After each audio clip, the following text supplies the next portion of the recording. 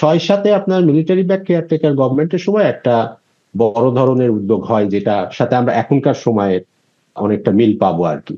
যেহেতু এই সরকার এবং ওই সরকারের মধ্যে কিছুটা আপনার চারিত্রিকগত মিল আছে। তো এখন প্রশ্নটা উঠতে পারে যে এত কমিশন, এত উদ্যোগ, তো সেখান থেকে আমরা কোথায় এসে দাঁড়ালাম? তো ওই ঐতিহাসিক মানে ধরেন একটা যদি ট্র্যাক রেকর্ড এবং স্টক টেকিং করি, তাহলে সংস্কারের আপনার সত্যিকার অর্থে উদ্যোগগুলোর সফলতার ব্যাপারে খুব আশাবাদী হওয়ার কিছু নাই আর কি। যতগুলো সংস্কারের উদ্যোগ নেওয়া হয়েছে তার বেশিরভাগই আপনার কার্যকর হয়নি।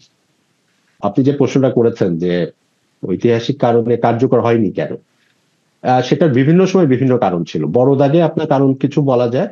যদি আমরা তিনটেই ঐতিহাসিক টাইমলাইনকে ধরি, 72 একটা আমাদের মুক্তিযুদ্ধ পরবর্তীকালীন, যেটা একটা খুব বড় সুযোগ ছিল রাষ্ট্র সংস্কারে, প্রশাসনিক সংস্কারে। আমি একটু দুটোকে মিলিয়ে বলছি। 90 একটা বড় সুযোগ তৈরি করেছিল, যেহেতু এটা একটা বড় ধরনের গণ আন্দোলনের মধ্যে দিয়ে একটা নতুন সিস্টেম আমরা তৈরি করার চেষ্টা করেছিলাম। 2006-07কে বাদ দিলে 24 এখন আরেকটা আমরা মানে বড় একটা সুযোগ হিসাবে দেখতে পাবো। আমি 72-এর সাথে তুলনা যদি করি, আপনার 72-এর সাথে এবারে কিছু মিল আছে।